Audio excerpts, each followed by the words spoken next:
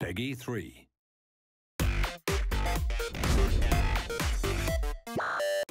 Hello and welcome to the Play Like a Legend Championships preview show. Now the live Season 1 final is just a few days away. The online qualifiers have finished. What are we going to expect? Well, I'm here with pro player Dave Bytheway and we're going to talk about who the big players taking part in the tournament are and exactly how things work. So Dave, over $30,000 up for grabs. Before we talk about the key individuals, how does the structure of the tournament work?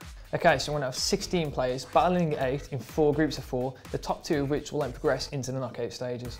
Okay, so the 2 best players from each group go through. What happens after that? After that, we're going to be left with 8 quarter-finalists. It will play each other home and away. The winners will then go into the semi-final, final, where we will get our eventual winner. Okay, that's the structure of the tournament covered. Tell us about some of the people you think might do well in this Season 1 final. Firstly, I've got Bruce Gronek. He's probably the biggest name in competitive FIFA. He's a multiple world champion. He's got absolutely bags of experience. He goes by the nickname La Machine, purely because he shows absolutely no emotion when he plays a game. Okay, well we know about Bruce, he's a very experienced player, but I've got some information here based on how he's played in the past on Ultimate Team, what we think maybe he's going to go with in terms of players. Now, we're pretty sure he might be playing a 4-2-3-1 formation. First off, how do you feel about that one? Most competitive players will be using that purely because it's got the perfect balance between defence and attack. You've got 2 centre defensive mids, as well as a striker, 2 wide players and a central attacking mid. Yeah, it's definitely a popular one. And also I've noticed he's got a strong Man City connection in his team. A lot of players from that club. We've got Mangala, Kompany, Clichy, Yaya Toure, Aguero. Is that quite a strong club in your opinion in terms of Ultimate Team players? If you're going to select a back 3 or a back 4, I think those players would definitely be on there. Kompany, Mangala, purely because they're big, they're strong, they're not going to lose much in the air. Clichy, he's pretty tall as well, he's got a lot of pace. Toure and Aguero, I don't really need to say a lot about those, are the best in their positions. Okay, Bruce is definitely one to watch. Who else have you got your eye on? Another French player is Epsilon Vinch. He's a young player, but he's a world champion. Yeah, Vinch, I've seen Vinch play quite a lot actually. He's very good, very good. And I've got some more information what we think he might line up with. We're going to be another Premier League based team, I think. Another 4-2-3-1 as well. A lot of Chelsea boys in here. We've got Schürrle, we've got Cuadrado, obviously very much liked because of his pace. We've got Diego Costa. We've got some interesting people in there as well, like Nedum has made the team. What do you think about that? If I had to pick between him and Kompany, there's no real competition, but it's all down to preference. Particularly with Cuadrado as well, we need to look out for Cuadrado in Vinch's team because I know he's got a really strong goals per game ratio with Cuadrado, so that right hand side is obviously quite dominant for him. And his bench as well, right? Listen to this bench, Ibarbo, Gervinho and Dumba, that triple Roma pace attack. If he gets those guys off the bench early doors, that could be all sorts of problems for his opposition. Yeah, I'm expecting to see quite a lot of Italian teams throughout this tournament purely because of those 3. Like the chemistry between those is just, it's insane. So if he finds himself struggling late on in a game, he'll just bring those 3 on and it'll frighten any opponent. It could change the game. Well, that's going to be interesting to see how Vinch gets on then. Who else we got? Who else do you like?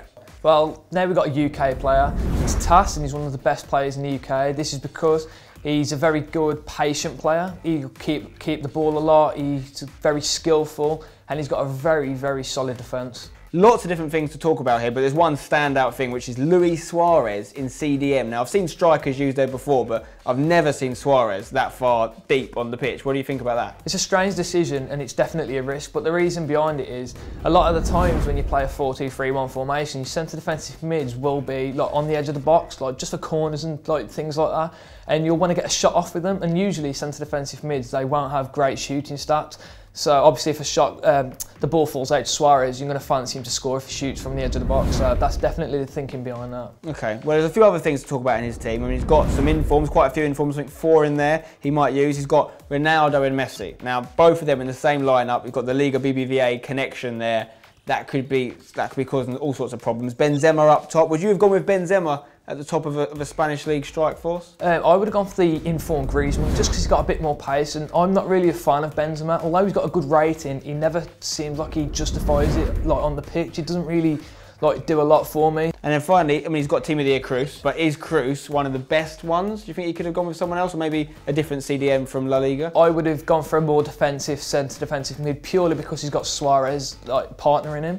So you would have thought that he would have gone for a very defensive centre defensive mid than a very attacking one, just to kind of balance it out a bit, because obviously Suarez in defence is not going to be doing that great. Okay, so Tass's team, lots to talk about, lots to look out for when he does play. Who else do you think might do well in this tournament? Next we've got a Spanish player, Fer Perry, or Fernando Martinez as his name is. He's a very, very good attacking player, as he's proved in the past. He attacks with a style it's not really seen a lot. He's very skillful, but he does a lot of things that you just wouldn't expect, which is why he's so lethal in attack. We don't know exactly who he's going to go with, but we have a reason to believe he may be using some legends. Right now, there's a rule with legends in this tournament. You can only use 3 in your starting 11, no more than 3. But we know 4 legends that he likes using, so it's probably going to be 3 of these 4. And they are Okocha, a 5-star skiller obviously, Figo, Weah and Pele. Who's your favourite out of them lot? Okocha for the 5-star skill moves, got to be. The difference between 4 and 5 is there's so many more like effective moves that you can do with 5, which is why a lot of people like have Ronaldo in the squad, other than the fact like he's obviously the best player on the game. But it can really make the difference in those tight games. Okay, so we'll look forward to seeing what Perry does. Who's next? All right, lastly, we've got Spencer Ealing. Now, unlike everyone else that I've mentioned so far, Spencer is actually a really unexperienced player. He's only been to 1 LAN tournament and he actually won it. I've got to say, it's one of the most interesting teams because he could potentially be lining up to start with Aaron Lennon and Balassi on each side of the flanks. Like, what do you think about those two? They're not the strongest players. Well, they've definitely got a lot of pace between them, but I don't think they're going to be used a lot. I think they're definitely going to get subbed straight off along with Remy. Now, on his bench, he may get involved, maybe in early substitutions we spoke about, is Ronaldo. His goals per game ratio with Ronaldo is unbelievable. We're looking at nearly 2 goals per game, all right? So that's going to be effective. He's obviously going to be using Ronaldo in some form in pretty much every match he plays. He's got Robben on the bench. He's got Luis Gustavo, Jovetic. What do you think of these guys? He's just keeping his options open, although, like we've said, he's probably going to sub 3 on straight away.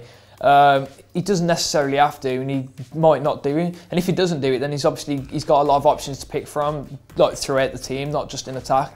But Ronaldo with his 2 goals a game, that's definitely saying to me he's coming on as a striker straight away. This substitution tactic though, whilst it could be effective, it's risky, isn't it? Because especially if he does all 3 early on, what happens if he gets someone sent off? He wants to change up the formation, he's got no option. Yeah, well, you're right. If he does get a centre-back sent off, for example, then he's going to have to play someone out of position, and you don't want anyone from like an attacking player or midfielder for that matter playing in defence, because it can really cost you late on in the game.